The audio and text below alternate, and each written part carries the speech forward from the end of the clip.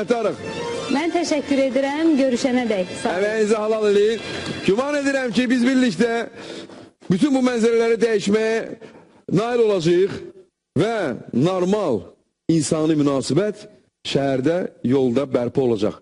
Nə vətəndaşımız əziyyət çəkəcək, nə də əziz millətimiz. O yüzden də bu bir neçə mədəniyyətsiz adamları mütləq cəzalandıracaqlar bizim yol polislərimiz. Yox, cəzalandırmayacaqlarsa buradan tənqid başlanacaq, hətta məmurlara söyləməyə. Lütfən rica edirik sizdən, bunlar davam edəcək, bu işlər ANS TV-dən, Günabaxandan. Bugünkü mövzumuz təhsil. Hey, təhsil. Təhsil, əziz dostlar, təhsil bilirsiniz ki, əslində həm aktual, həm də ağırlı mövzudur. Bu mövzunu əziz qonaqlarımızla müzakirə edəcəyik. Bizdən ayrılmayın. Hətta zəng eləyə bilərsiniz, bizə qoşula bilərsiniz, əgər mümkün olacaqsa, biz imkan verəcəyik ki, siz öz fikirlərinizi deyəsiniz. Beləliklə, əziz dostlar, bugünkü qonaqlarımız Bakı Dövlət Universitetinin Xarici Dillər Kafedrasının müdiri Bəylər Hacıyev. Bəylər Hacıyev, Bəylər müəllim. Hoş geldiniz Bəylər müəllim. Buyurun əyləşin.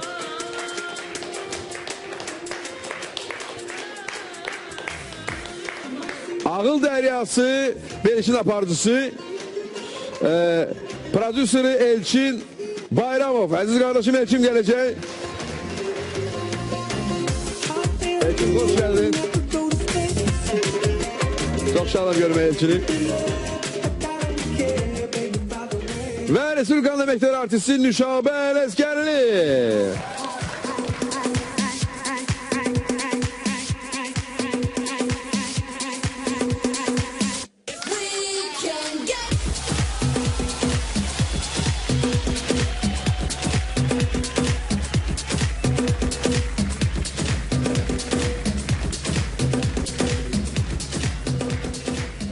Hoş geldiniz qonaqlar. Nüşabə xanım, hoş geldiniz. Siz bugün müəllimə qismindəsiniz burada əslində. Təhsilimizdən danışacağıq. Xəyyam, sizi alışdırım.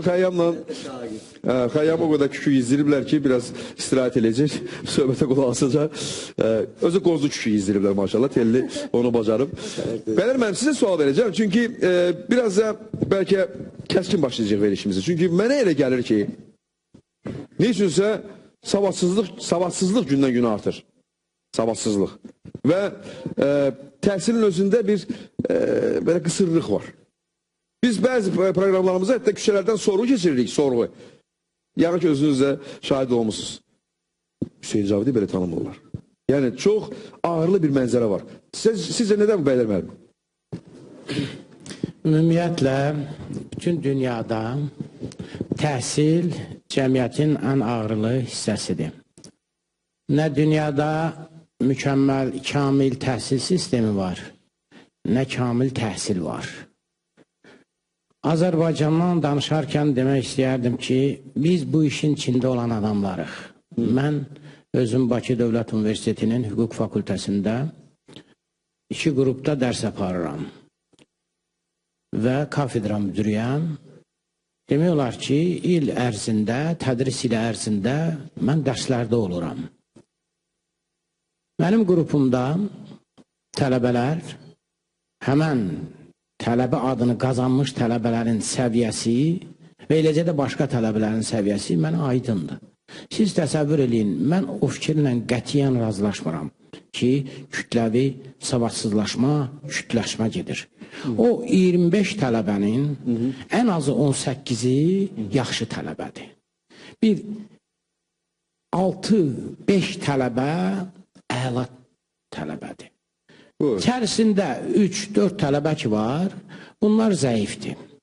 Bunun səbəbi nələri var? Bir dəqiqə siz sözü kəsin, Bəylər müəllim. Əvvəla mən Azərbaycandan sual verim, siz o sonra cavab verirsiniz ki, bütün dünyada ən ağırlı məsələdir təhsil. Və bütün dünyada da heç də ürək açan mənzərə yoxdur. Amma Azərbaycanda, mən müəllimə, siz belə cavab verirsiniz. Və mənim də şagirdlərim əla. Yəni 17-si yaxşı, amma 6-sı əla. Bu sizin cavabınız. Mən davam eləyirəm fikrimi, icazə verin fikrimi. Mən sadəcə siz bir də səsləndirdim. Buyurun, davam eləyin. Yəni mən olan faktı deyirəm. Ancaq, bəli, orta məktəbdə 10-cu, 11-ci sinifdə oxuyan şagird qarşısına məqsəd qoyur. Gecə-gündüz çalışır, oxuyur. Tələbə adını qazandıqdan sonra bəziləri hər şeyi bitmiş hesab eləyir. Ki, artıq mən tələbəyəm, daha mənə zəhmət çəkmək lazım deyil, əziyyət çəkmək lazım deyil, bu bitdi. Bəli, nöqsanlar var. Orta məktəbdəki təhsillə razısınız? Orta məktəbdən açıq deyək ki, mən yaxından tanış deyiləm. Mən ali məktəb müəllimiyəm. Ali məktəbdən danışa Sizin bilərəm. tələbələriniz orta məktəbdən gəlirlər sizə. Mən deyirəm ki... Demək ki, sizin kimi o qədər onlarla tanış olan ikinci adam yoxdur. Bəli. Bütün o hamısı sizin tələbə hardan gəlirlər? Uşaq başlasına İndi gəlirlər sizə ki, bu fikirləri məktəbdən gəlirlər. sizə kim deyir mən bilmirəm, amma mən sizə dedim ki... Təcrübəmiz deyir. Mən indi Elçinə sual verəcəm. Buyurun. Gəlin Şaban xanıma sual verək, sonra mən bəzən bizdə xanımlar da mikrofon götürün zəhmət olmasa, çox təəssüf ki, daha səmimi olurlar. Nişabə xanım, siz ətrafda gənclər arasında savadsızlığı izləyirsinizmi? Sizə belə gəlir mi bunlar savadsızlıq gündən gün olan içində artır? Bəli, İzləyirsiniz. bəli. Xahiş edirəm, alqış gəlsin. Sadəcə səmimi cavaba görə. Biz bura yığışırıq ki, səmimi söhbət eləyək. Baxın, sizinlə birlikdə dərdimizi bölüşək və bu qüsurları aradan qaldırmağa çalışaq, qaldırmağa. Yəni doğru danışaq, doğru. Doğru danışmaq özü də məncə... Bilirsiniz Kəmran müəllim, belə müəllim universitetdə çalışdığına görə universitetə gələn tələbə ilk növbədə artıq neçə illərdir test sistemi olduğuna görə test sistemi olandan sonra tələbələr istər-istəməz bal yığmalılar. Balı da biliklərinin səviyyəsində yığırlar. Ona görə universitetə daxil olurlar. Universitetdə oxuyan tələbə savadsız ola bilməz. Yəni ki, səviyyəsi, yəni 80%, 90%, yəni tam sırf savadsız ola bilməz. Universitetə girəndə çünki bal yığıb girir. Ona görə mən onları savadsız deyəm. Amma belə mənim universitet...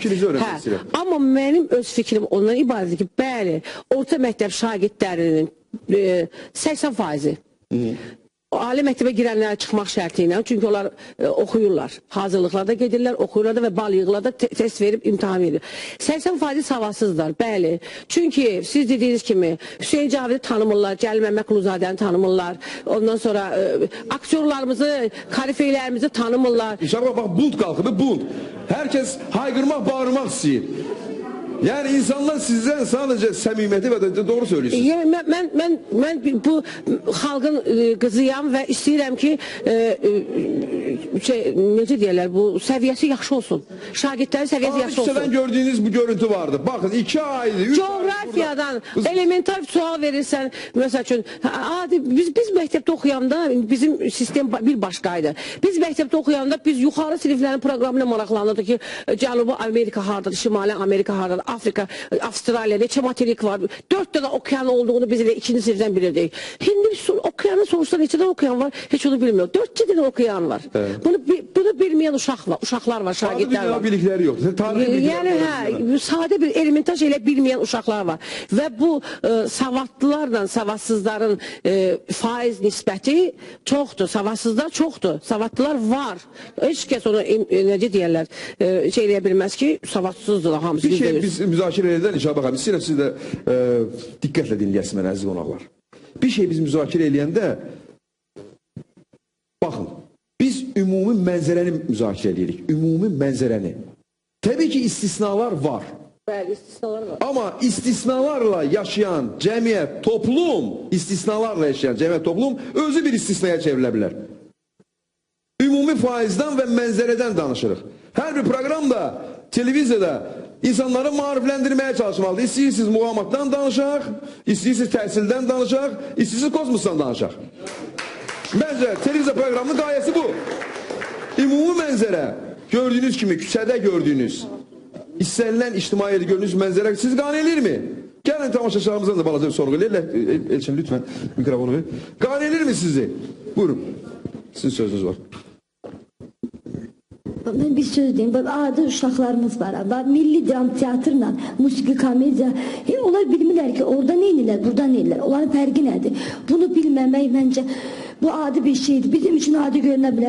Ama uşağın sualesi opera, balet teatrı nədir, akademiklər onu bilmirlər. Bunu kim öyrətməlidir ki? Müəllim deyir ki, hazır uşaq verməli, mən uşağı öyrədim. Yəni biz məktəbə gedəndə qələm tutmağı bilməmişik. Mən özümə deyirəm, biz 7 yaşından getmişik, indiki uşaqlar 6 yaşından gedir. Uşaq deyir, bilib gəlməlidir. Nəyə görə və müəllim nə üçündür? Müəllim deyir ki, hazır uşaqdır, mən hazır əziyyət çəkməyim. İndiki müəllimə əziyyət çəkmək istəmirlər. Qələm tutmağa öyrətmək istəmirlər.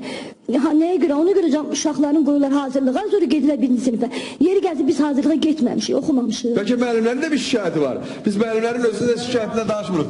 Müəllimlərin özünün də bu şeylərdən şikayəti var. Düzdür, bəzən mən gələn qonaqları, Xəyyam, inandırım sənə, gələn qonaqları kulis arxasında danışıb sonra bura studiya keçəndə tanımıram. İnanın mənə, səmimiyyətimə inanın. Tamam başqa bir şey danışırıq kulis arxasında. Studiya çıxan kimi, orada qırmızı rek ışığı yanan kimi adam değişilir. Özde bilirsiniz neçə dərəcə, o qədər değişilir ki. Və adam, baxın bizim indi xəbərçi çox az vaxtımız qalıb. Elçinin bu işdə daha yaxşı təcrübəsi var. Elçin çünki məşhur proqram, özdə intellektual proqramdır. Gənclər gəlində səviyyədə gələn vaxt çox qısacadır çünki indi xəbərçi ayrılacaq, xəbərçidən sonra vaxtımız olacaq, çox qısaca. Hər birinizi salamlayıram, bütün iştirakçılarımızı, tamaşaçılarımızı. Çox sağ olun, belə bir mövzuya toxunduğunuza görə. Çox heyf ki, vaxtımız az qalıb, inşallah xəbərsindən sonra ətraflı danışacağım. Amma əsas məsələni vurğulayım ki, birinci istəyir hüquqşünas olsun, istəyir müəllim, istəyir... Xəz aləmində...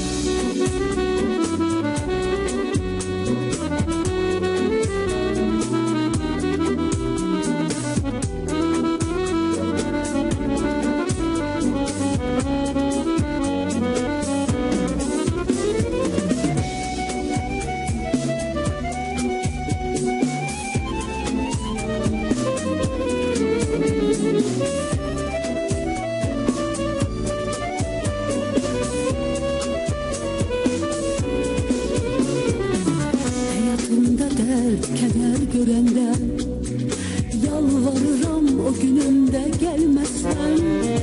Şad günümde beni gülen görende inciyerem sen yanıma gelmezsen. Hayatımda dert keder görende yalvarıram o günümde gelmesen. Şad günümde beni gülen görende inciyerem sen yanıma gelmesen. Yalvarıram gəm şərbətin içməsən. Yad bağından qızıl gülü üzməsən. İnciyərəm öz gülümü dərməsən. İnciyərəm sən yanıma gəlməsən. Yalvarıram gəm şərbətin içməsən. Yad bağından qızıl gülü üzməsən. İnciyərəm öz gülümü dərməsən. İnciyərəm sən yanıma gəlməsən.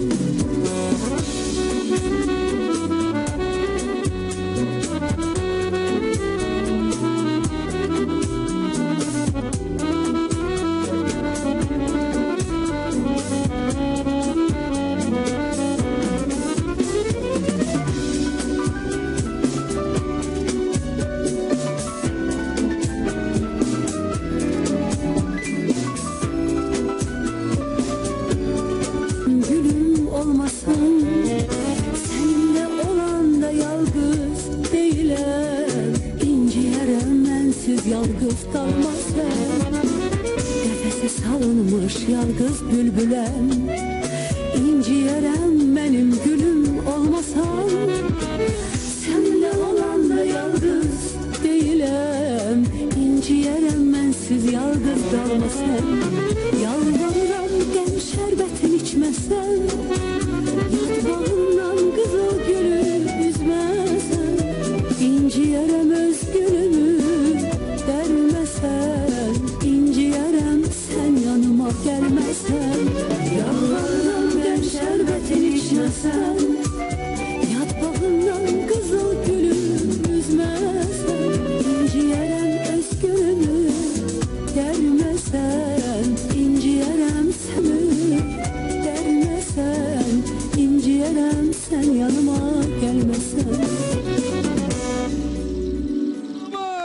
Hoş geldin. Bravo. Bravo. Şabak Hanım teşekkür ederiz size. Sağ olun. Mağına əla, Xəyyam alqışı ürəyi var Xəyyamın. Bilir ki, belə melodiyalar Nadir Əzibovun alqışlara gəlsin. bəstəsidir. Nadir Əzibovun. Nadir Əzibovun Vagif Ocaqlı sözləri. Çox gözəldir. Çox sağ olun, teşekkür ederim. Dikkat əziz dostlar. Sizi narahat edən məqamlara mütləq toxunacağıq. Dedim, sözümüzün üstündə dayanacağıq. Dikkat əziz dostlar, ekranlara Adam içində proqramından bir kadr, bir sujet. Dikkat ekranlara.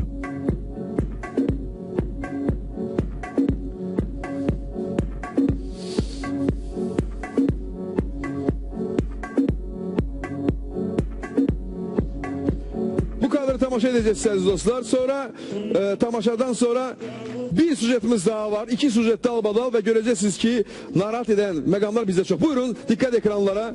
Fəxriyə xanımı görürük.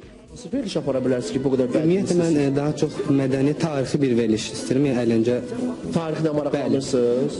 bəli, çox xoşum gəlir. Məsələn, Topal Misir Teymur harda amına olub? ümumində həyəcanlı olub yəni ən çox Misir mədəniyyəti, tarixi ilə mədəniyyətinə maraqlanmağı çox sevirəm. Düzdür, ola bilər çoxdan kitab oxumuram. İşimlə əlaqədar En olaraq. popüler faraonun adı nedir? Yani bak onu bilmesen- tarihte kalan faraon. Sezar. Yox. Faraondur. Yox, Gay Julius Caesar faraon yox, oldu, imparator düşmədim sizin oldu. sualınıza. Faraon, Misir. Sən bax Misirin tarixindən əgər deyirsiniz, özünüz deyirsiniz, biz məsəl üçün göydən bu sualı sizə vermirik. Siz özünüz bizə dediniz ki, Misir tarixindən Ən çox Kleopatra maraqlanırsınız. haqqında maraqlanıram. Yəni Kleopatra haqqında maraqlanıram. Kim Ən çox- olub o? O Misir şəhzadə, yəni Misir şəhzadələrindən biri də belə Kraliçə. Bəli, kraliçası. Faraondur. Gördünüz kadr aziz dostlar. Əslində biz hər gün bundan izləşirik. Hər gün. İstisnalar var təbii ki. Ama bir məktəbli, bir universitet tələbəsi təhsil almayacaqsa, savad almayacaqsa, bunun bəlasını o səkçə çəkməyəcək. Biz çəkəcəyik, biz. Biz hamımız o bəlanı çəkəcəyik. Çox çətin vəziyyətlərə düşəcəyik. Olduqca. Rusiya televiziyasından əziz dostlar bir sujet sizə təqdim edəcəyik. Rusiyada bu şeylər danışır, müzakirə edirlər. Biz də müzakirə etməyə çalışacağıq. Diqqət ekranlara. Rusiya televiziyasında buyur. Çingiz. Kamera zəhmət olmasa. Yaxınlaşın zəhmət olmasa. Verə bilərim onu efendim? Bəli, buyurun. Dikkatli olun aziz dostlar. Rusya televiziyasında insanların yayınlanan bir sujet. Dikkatli olun.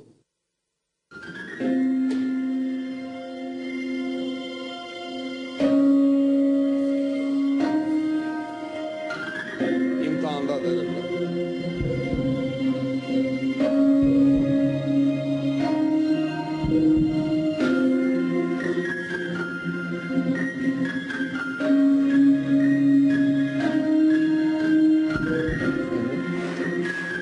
İmtihandan çıkarken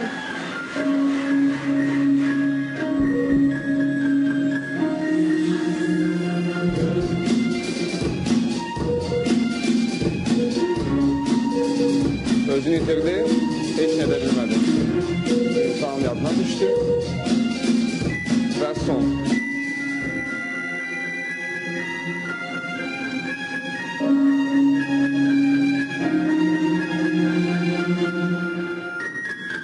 Bu kadar.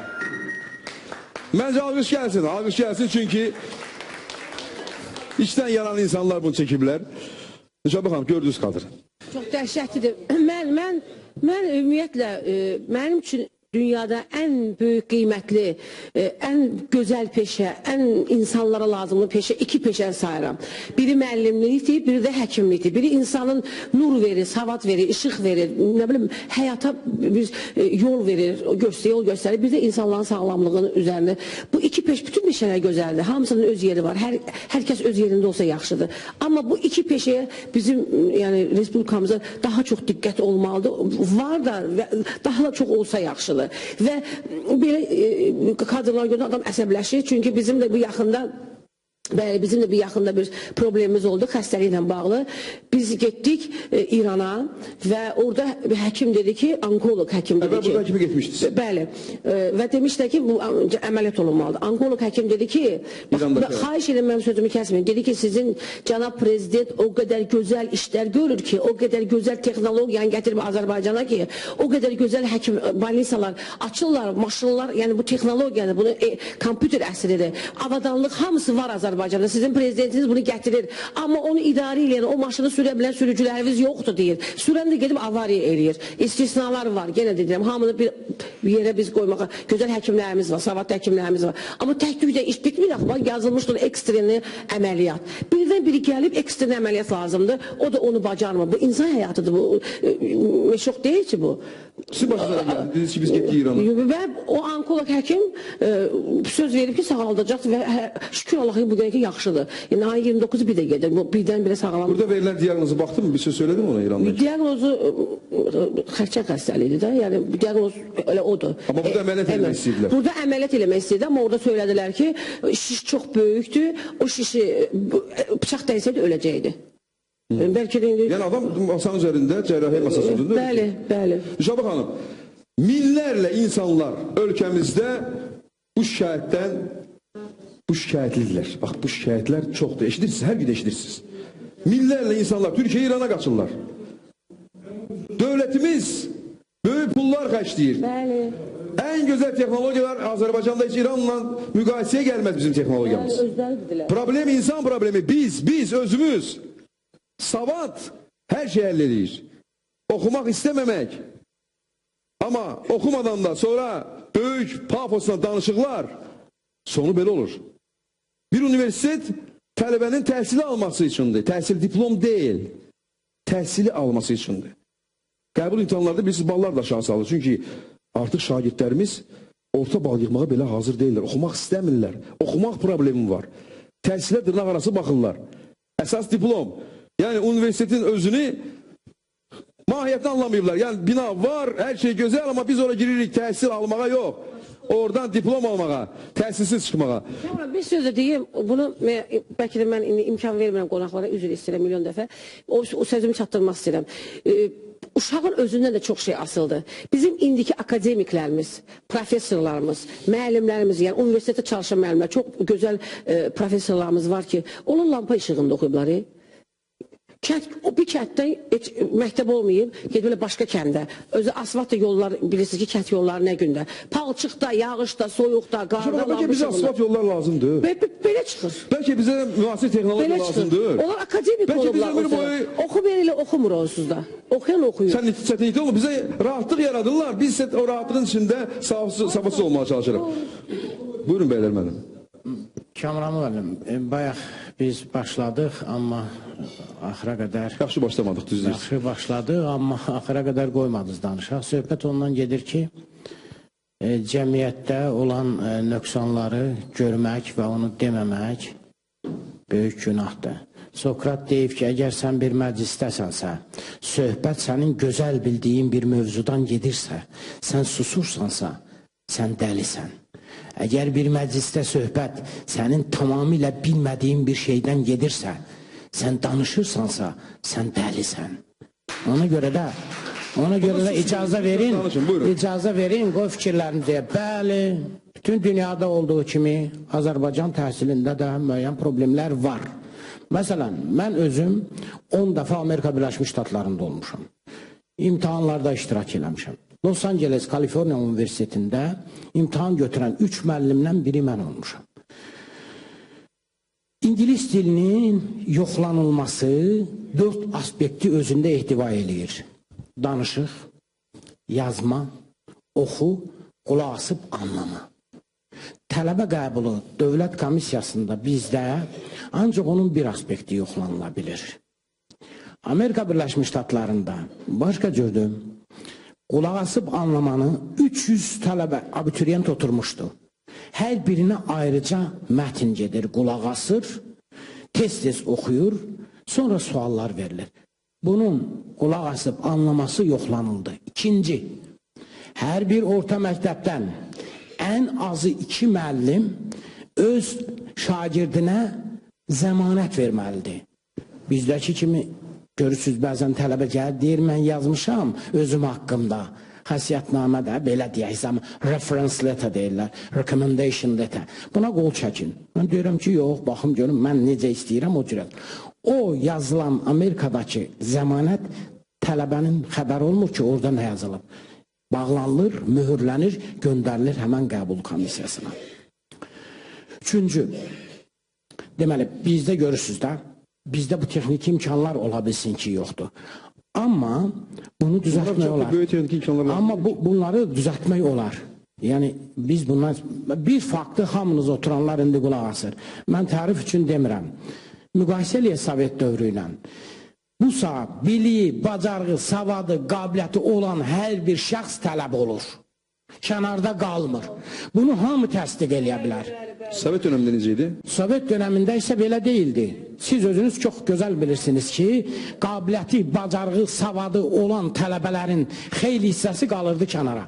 İndi isə oxuyan uşaq maddi vəziyyətindən, valideynlərinin vəziyyətindən, irqindən, cinsindən, milliyyətindən aslı olmayaraq tələb adını qazana bilir. Sonra oxumursa, o onun öz günahıdır. Başqa məsələ, bizdə çatışma vardır. Mən deyim, sizin nöqsanlar maraqlandır. Var. İndi mən müəllim sizin bir şey söyleyeyim. Bax, bizim indi burada müzakirə edədiyimiz, mən bir də qayıdıram mövzumuza. Bizim burada müzakirə edədiyimiz təhsil sistemindəki problemlər deyil. Bizim vətəndaş olaraq mental qüsurumuzdur. Yəni, bir valideyn bütün cihazlar, texniki qurğular, müəllimlər filanlar, universitet gözəl. Bir valideyn öz evladını oxutmuram, əl çəkin, eyləməyin, dəngəzər, mənə onun diplomu lazımdır. Biz yenidən Sabirin dediyi dövrə qaydırıq. Ondan danışırıq. Bir şagird daha çox o istəyər ki, onun yaxşı, rahat, bahalı maşını, yaxşı yaşayışı olsun, nəinki təhsili olsun. Siz Amerikanı indi nümunə gətirirsiniz. Mən bilirəm ki, Amerikada hətta tələbələr istəmirlərsə müəllimi, onu dəyişə bilirlər. Mən bu müəlliminin... Üzr istəyirəm. Bologna prosesinə qoşulduqdan sonra bizdə də proses başlayıb. Avropada, Amerikada müəllim tələbəni seçmir, tələbə müəllimi seçir. Necədir? Necədir? Mən sizə izah edeyim. Buyurun.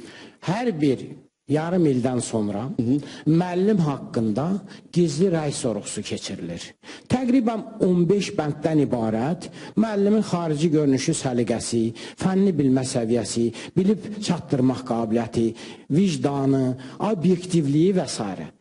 O müəllimin kimin onun haqqında nə yazmasından xəbəri yoxdur. Yəni tələbələr arasında səs vermə gedir, demokratik. Yazılı şəkildə. Yazılı şəkildə. Həmən müəllim haqqında tələbə də elə bir Uşinski deyib ki, müəllim və tələbəni ayna arxasından baxan gözlərlə müqayisə edin onlar.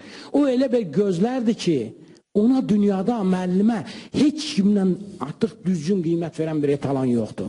Tələbənin vicdanı var, şagirdin vicdanı var. Bildiyin də yazır. Qərəzlik ola bilər. Tutaq ki, qrupda 25 tələbə var. 20 nəfər sizin haqqınızda əla yazıb. 5 nəfər 0 yazıb. Bu qərəzli sayılır. 20 nəfər 0 yazıb, 5 nəfər əla yazıb. O müəllimi dəyişirlər. Yəni o qrup o müəllimi dəyişir. Söhbət onun, bəli, tələbənin növü var. Başqa bir məsələ. Tutaq ki, Amerika Birləşmiş Ştatlarında bakalavr dərəcəsi 4 ildir. Düzdür? Avropada da. Mən istəyirəm tez qutaram. Mən yayda istirahət eləmək istəmirəm. Mən universiteti 3 il yarıma bitirmək istəyirəm. Buyur. Yayda gəlir tələbə, 2 fən götürür. 4 ildən sonra bir semestr düşür qabağa. 3 il yarıma qutarır. Yəni 5 illik, 4 illik universiteti sən 2 ilə bitirə bilərsən. 3 il yarıma, 3 il yarıma. Ən tez. Ən tezi oymuş. Başqa bir məsələ. Məsələn, xarici ölkələrdə, məsələn, Amerikanın özündə 2 illik kolleclər var, 4 illik kolleclər var. Amerika tələbələrinin 40% təhsil haqqı aşağı olduğu üçün kolleclərdə oxuyurlar, 4 illik kolleclərdə. Eyni diplom verir, bakalavr dərəcəsi verir. Amma 2 il neft mühəndisliyində, kollecdə oxuyan bir şəxs sonra universitetdə təhsil alım qərarı verirsə, o təzdən gəlib sıfırdan birinci kursdan başlamır. O davam eləyir artıq 3-cü kursu, 4-cü kursu. 2 ilə bakalavr diplomanı. Belə mən təşəkkür edirəm. Elçinə sual verəcək. Elçin, ağıl dəryası və rastlaşırsa bizim gənclərlə mənzərə necədir? Ağıl dəryası, mən ən azı günə baxanda bunu bir 10 dəfə ayrı-ayrı mövzularda demişəm, təhsillə bağlı problemlərdə. Ağıl dəryası Azərbaycanın orta təhsil sisteminin güzgüsüdür. Mənə hərdən təhsil, indi belə deyək də, təhsil sektorunda müxtəlif insanlarla təmas olanda mənə deyirlər ki, siz niyə ağıl dəryasına savadlı uşaqları çağırmırsınız? Burada da söhbət ancaq 11-ci siniflərdən gedir. Mən onlara deyirəm ki, ay əziz qardaşım, əziz bacım, mənim ora çağırdığım iştirakçıları biz Suriyadan çağırmırıq. Suriyanın Təhsil Nazirindən göndərmirlər onları. Azərbaycan təhsil sistemini yetirmələrdir. Amma Kamran müəllim, bayaqdan biz burada bu Hüseyn Caviddən, Mirzə Cəlildən danışırıq. Bunun ən böyük uşaqların, belə deyək də, bir insanın fərd olaraq intellekt yığmasında, formalaşmasında kömək edir onlara tarix, ədəbiyyat, coğrafiya, necə deyərlər də, bu tarixini bilməyənin millətin coğrafiyasını deyir dəyişərlər. Yəni bir çox müsibətlərdə bundan... Bir daha o frazanı söylə, tarixini bilməyənin... Bu Osmanlı dövlətində məşhur şüar idi ki, Atatürk'e qədər, yəni hətta Atatürk'ün özü də bunu səsləndir. Tarixini bilməyən millətin coğrafiyasını dəyişərlər. Tarixini bilməyən millətin coğrafiyasını dəyişərlər. Amma indi Kamran müəllim bir məsələni vurğulayım. İndiyənə qədər Azərbaycan təhsil sistemində orta məktəblərin 11-ci sinifi bitirən hər bir şəxs buraxılış imtahanları verirdi. Bu həmişə 8 fəndən olurdu. İndi TQDK çox mənim şəxsi subyektiv fikrim budur ki, yanlış bir addım atır. Bu da nədir? Bayaqdan uşaqlar 8 fən verirdi. Uşaq əvvəldən bilirdi ki, yəni uşaq dediyim, yəni şagirddən söhbət edir. Şagird deyirdi, fikirləşirdi ki, mən necə olur olsun 8 fəndən kimyada oxumalıyam, biologiyada, Azərbaycan dili də, tarix, ingilis dili hər birini. Amma indi uşaq fikirləşir ki, mənim qarşıda 2 dənə fənnim var. Bunun biri Azərbaycan dili, biri riyaziyyat. Mən gedirəm tibbə. Gedirəm, nə bilim, hər hansı bir texniki fəndə. Mənim nəyimə lazımdır? Tarix, ədəbiyyat. Nəyimə lazımdır? Bəli, ona görə də məşhur şüarı, Azərbaycan xalqının məşhur şüarı. Ona görə də bu günlərim çox-çox üzr istəyirəm. Heç kim yəni Elza Seyidcan'a gülməsin.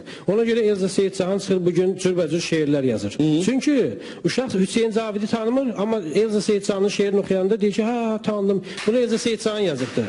Bunun günahını indi bir məsələ də var.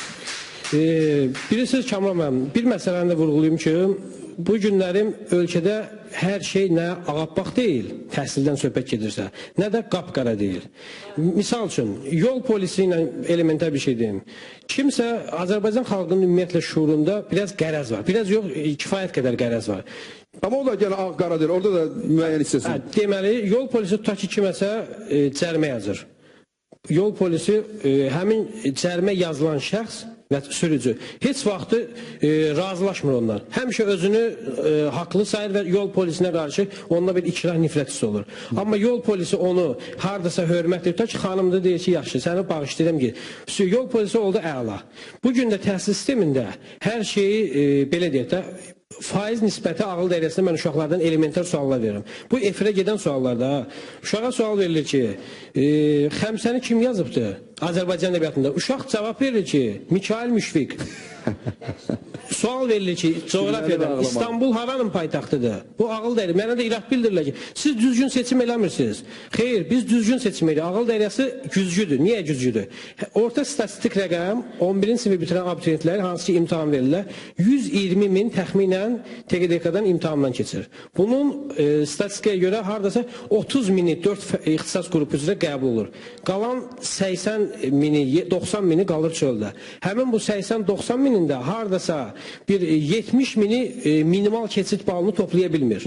Bunun, görün bu həqiqətən böyük bir faciədir. Bunu, amma indi Bəylər müəllim bayaq deyir, başlayanda deyir ki, hüquqda dərs deyirəm, 25 uşaqdan 18-i əladır. Yəni, normal sayıdır, yaxşı sayıdır, düzdürmü? 25 uşaqdan deyir, 18-i yaxşıdır, 7-si əladır. Yox, 5-i əladır. 5-i əladır, ikisi zəifdir. İndi, Bəylər müəllim, bir məsələni deyim. Əvvəla, siz hüquqdan misal çəkirsiniz, düzdürmü? Hüquq 3-cü ixtisas qrupu üzrə ən yüksək bal tələb eləyən bir qrupdur. Orada qəbulla 50 nəfər ümumiyyətlə, 60 nəfər, 100 nəfər, nədirsə o qəbul limiti. Bundan ağıl dəryasına misal üçün gəlir il ərzində 400 nəfərə yaxın şagird. Bu 400 nəfər şagirddən istisna olaraq rəhbərlik də izləyir, verilir, analiz edilir, müzakirə edilir. 5 nəfər ya 10 nəfər 400 nəfərdən həqiqətən istedadlı adam olur. Onlar da sonradan sentyabr ayı gəlir, soruşur, hara qəbul olmuşsunuz? Bunun 5-i tutaq ki, hüquqa qəbul olub, 5-i də həmin uşaqdan gedir xaricə. Sonra bir il keçir, ikinci kursda soruşam, harada da həmin o Bakıda oxuyan 5 nəfər, deyirlər ki, onun artıq 3-ü gedib xaricə. İkisi qalıb burada. İndi sonrası bilinmir, o uşaqlar gedir, qayıtmırlar və yaxud da nə bilim başqa bir məsələdir. Bu günlərim ən böyük problemlərdən biri mənim yəni dövlət əsnafla bizim burada hamımız istəyirik ki, problemləri mövzunu niyə qoymusunuz? Təhsildəki müəyyən nöqsanları, iradları göstərib dövlətimizə kömək eləmək. Bax, bayaq özün dedi ki, sizin verişiniz biz güzgüdür, değil mi? Bəli. Ağıl dairəsi. Jurnalist gözü bir güzgüdür. Bəli. Biz cəmiyyətdə nə varsa onu sizə göstərməyə çalışırıq. Bizi səhv anlamasınlar. Cəmiyyətdə də, ətrafda da savadsızlığı bu günlərim izləyirsiniz. Kütləvi surətdə izləyirsiniz. İstisnalar var. Bayaqki sözlərə mən təzdən qayıtmaq istəmirəm. Amma bu savadsızlığı siz proqramımızda daha çox görürsünüz. Bəli, bəli. Çünki ağıl dairəsində biz belə deyək də, əgər yeniden 411-ci ağıl dairəsində heç vaxt zəif uşaq gəlmir. Özünə güvənən. Bu adam fikirləşir ki, bizim millətdə birisi bu kamera kompleksi var. Adi kimsə toyda yemək yeyəndə birdən kamera onu çəkən kimi ağzını üzrəm şişirdir, saxlayır. Ay qardaşım, sən toya gəlmirsən də burada, yəni bunu toya ona görə misal çəkirəm ki, bura hələ bu 11-ci sinif şagirdidir. Özünə güvənən insanlar gəlir. Çox sadə bir şey deyim sizə. Bax, Xəyyam da qoşulsun söhbətimizə. Bayaqdan denilir, 2 dəfə mikrofonu götürdü, qoydu. Amma sadə intellektual proqramlar bütün dünyada var. Rusiyada da var, bizdə də var. Siz ekranı görürsünüz. Fərqi də görürsünüz. Görürsünüz fərqi. Utanç hissi keçirirsiniz. Niyə bunu biz müzakirə eləməyək? Niyə hər şeyə reklamlar eləyək? Ne üçün? Müzakirə eləyək. Baxın, dünyanın ən məşhur proyekti, intellektual proyekti, milyonçu proyekti Azərbaycanı tutmadı. Alınmadı. Çünki biz intellektual verilişlərə belə baxmaq istəmirik. Bizə lazımdır ki, Nüşabə xanım Elza Seyidcan'la biraz kəskin söhbət eləsin. Nəyimizə lazımdır bizə coğrafiya, tarix. Sanılıq deyən evdə. Güllə deyir orada, çör bizə qırğın gelir orada. Biz bundan danışırıq. Biz beyler müəllimin o hüquq fakültesində dediği o kursdan danışmırıq, o 25 nəfərdən danışmırıq kardeşler, bacılar. Biz istəyirik ki daha geniş danışar. Biz yaxşını... Xəyyam qoydu sizə söz desin. Çox üzr istəyirəm, bax, səhərdən çox gözəl bir mövzuya toxundunuz. Yəni təhsil haqqında. Mənə elə gəlir ki, burada əyləşən bütün tamaşaçılar, həm də ki, qonaqlarımızın məndən başqa yəqin ki, övladlarınız var və mən heç vaxt istəməzdim ki və arzu edirəm ki, bizim xalqımız heç vaxt bu hissi keçirməsin, qorxu hissi keçirməsin və ehtiyacı olmasın ki, öz övladlarını xaricə göndərib oxutsunlar. O gün olsun ki, bizim təhsilimiz o səviyyədə olsun ki, biz artıq evladlarımızı burada təhsil ala bilək layiqincə və necə deyirlər, o gün olsun ki, bu təhsilimiz o dərəcəyə çatsın. Yəni ki, Londona göndərməyə, Amerikaya göndərməyə, Türkiyəyə göndərməyə, o bizim təhsilimiz o dərəcəyə çatsın hər halda. İnşallah. Məsələni çox gözəl qeyd elədi. Mən Avropa və Amerika universitetlərində çox oluram. Mən Kolumbiya Universitetində olanda, Minnesota Universitetində olanda, orada Azərbaycandan 2 tələbə oxuyurdu, təhsilərdi. İnanırsınız, siz həmən tələbələr o universitetlərin ən birinci tələbələri idilər. Belçikada Gent Universitetində mən görüşdüm Rauf'la. O qədər yüksək səviyyəli intellektual tələbədir. Bizdə təhsildə məsələn, indi deyəcəm bəzi məsələlərdir. Bax, sabah qrupları yaranıbdır. Möhtərəm nazirimiz əmri ilə sabah qrupları yaranıbdır. Sabah qruplarının bütün ingilis dilində tələbələrin müsahibədən mən keçmişəm. Beyler müəllim, sabah qrupunu bilirik, biz ondan xəbərimiz var. Siz xaricdə olanda neçə Azərbaycanlı tələbə gördünüz?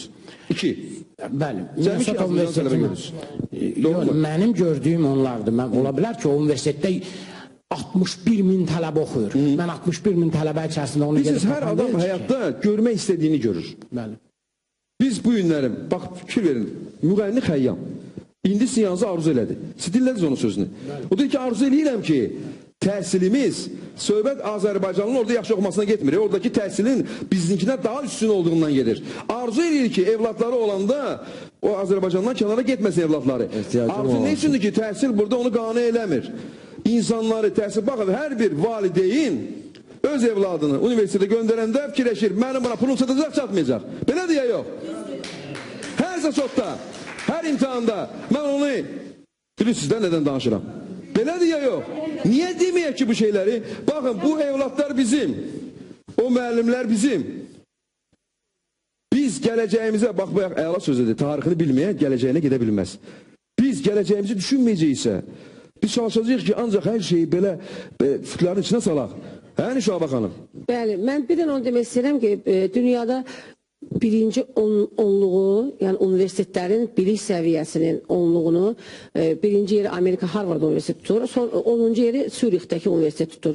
Nə Türkiyənin universitetləri, nə Moskvanın universitetləri, yəni Rusiyanın universitetləri, hətta Yaponların universitetləri o onluğa girə bilmirlər. Bu o universitetlərin yəni bilik səviyyəsi nəzərdə tutur. Biz demirik ki, biz istəyirik. Amma daha heç olmasa onluğa düşməyi də heç yəni ağlımdan keçirə bilmirəm. Heç olmasa 50-liyə girək. Yəni və adi elementar bir suallara cavab vermək. Yəni biz istisnalar da var, alimlərimiz, gözəl alimlərimiz də var. Söhbət onu bəylər müəllim mən durum burada. Bəylər müəllimi tanımayanlar var. Qoy mən deyim ki, bəylər müəllim Azərbaycanda elə bir savadlı mütəxəssisdir ki, elm adamıdır ki, heç onun yəni tək-tək ola bilər. Biz istəyirik çox olsun. Bəylər müəllim kimi gözəl mütəxəssislərimiz, alimlərimiz çox olsun. İstisnalarla yox. İstisnalardan da yox da, ay sağ ol. Orta məktəbdə o şagird Xəmsəni yazanın nizamı olduğunu bilmirsə, ayıbdır da vallah. Başqa nə deyək? Ayıbdır. Və sadəcə bilgilərdən gedir söhbət. Siz hər gün bu şəhərin içindəsiniz. Hər gün ətrafı görürsünüz. Yəni gənclərimizi izləyirsiniz. Bayaq elçinin dediklərini eşitdiniz. Ağıl dəryasına özünə güvənən insanlar gəlirlər. Amma güvənən insanlarımız deməli ki, problem var təhsildə, məktəbdə. Biz bu problemi danışıb çözməliyik. Biz danışa nəysə ortalığa bir nəticə qoya bilərik. Danışmasaq və baxın, müəllimlərin özünün problemi var. Bu başqa bir proqramın mövzusudur. Müəllimin özünün problemi var. Maaşı az. Doğru mu? Demək ki, müəllim də təhsili vermək üçün müəyyən bir rahat həyat yaşamalıdır. Biz günbəgün gördüyünüz kimi addım-addım irəli gedirik. Amma danışa, müzakirə eləyə. Tanrı sizi qorusun. Tanrı bütün Azərbaycanı qorusun. Tanrı təhsilliləri, elmləri sevir.